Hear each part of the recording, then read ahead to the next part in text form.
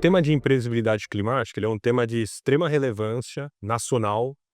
posso dizer global, mas vamos focar um pouco o assunto, no Brasil. É um tema que o Brasil já está acostumado a tratar em algumas outras áreas, né.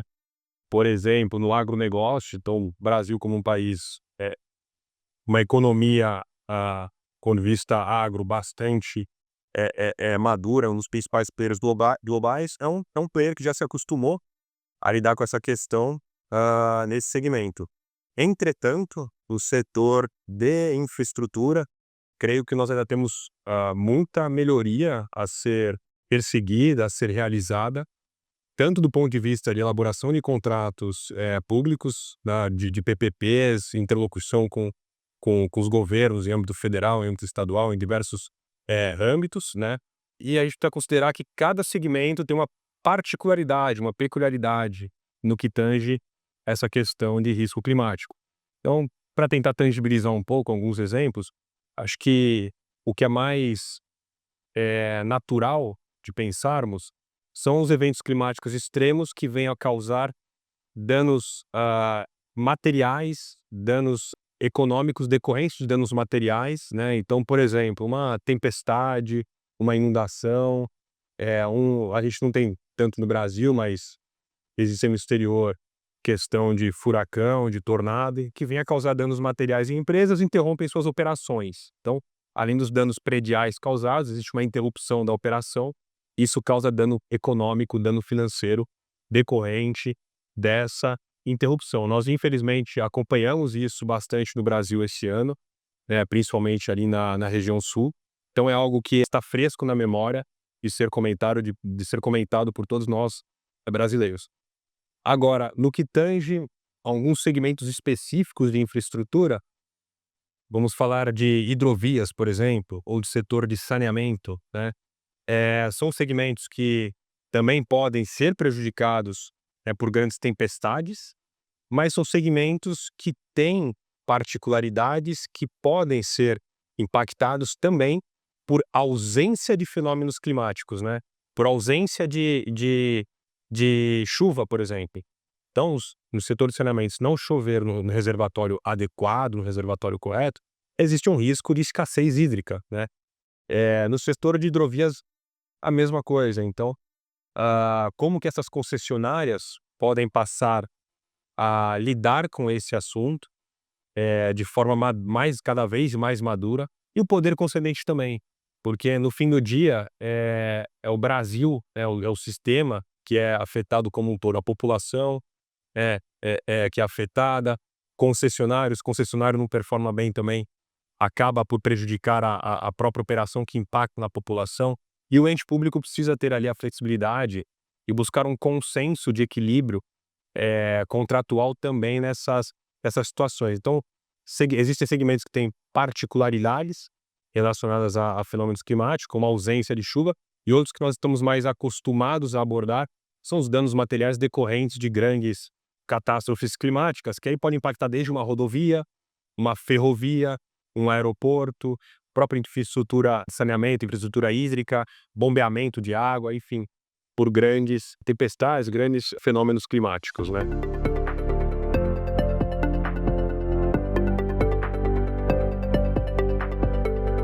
O painel sobre ferrovia, sobre malha ferroviária, ele foi bastante,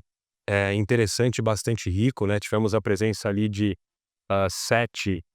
interlocutores, eu na cadeira de mediador direcionando perguntas para esses, interlocutores. E o painel, onde a gente discutiu,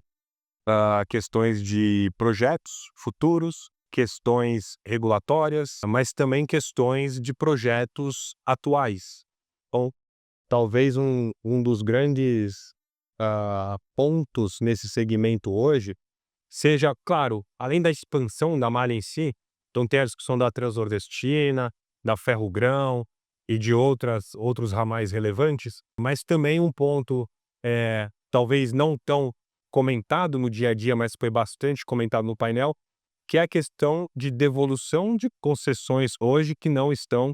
concessões ou autorizações que não estão performando, né, então por ausência ou falta de viabilidade econômica, ausência de carga. Então existe hoje mais de 30% do parque instalado de ferrovias no Brasil que está sob discussão de devolução por conta dessa situação de movimentação de cargas. Isso precisa ser tratado também com muita diligência, com muita maturidade por todos os envolvidos, porque existem discussões que vão desde indenização pela devolução desses trechos a ser debatida em favor do erário, por exemplo, e aí calibrar essa questão de devolução, questão de indenização em função da devolução é bastante relevante, até mesmo o como fazer para manter dentro do setor de ferrovias esse dinheiro, eventualmente, essas indenizações eventualmente que sejam realizadas com uma forma de recapex, para que essa verba não saia de dentro desse setor de ferrovias que é tão relevante para o Brasil, né? Um país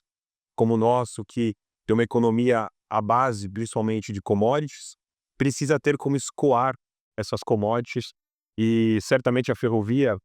ela é um meio bastante eficiente. Isso foi outro ponto que foi debatido também no painel. Tivemos a presença do setor de celulose, por exemplo, e debatemos ali a questão da rota da celulose, né? E como que esses modais eles precisam ser também interconectados para garantir de uma forma mais eficiente que essas commodities elas escoem em benefício de todos nós, em benefício do país como um todo. E o setor de ferrovias aí que é um setor que não é um fim em si mesmo, ele é um setor meio, né, um setor de meio que ele existe para dar suporte, para transportar essa carga de commodities, para fazer nossa economia poder funcionar bem, e aí até conectar até as vias portuárias, né, para poder trabalhar com a exportação dessas commodities. Foram pontos que foram bastante debatidos nesse painel, entre outros pontos.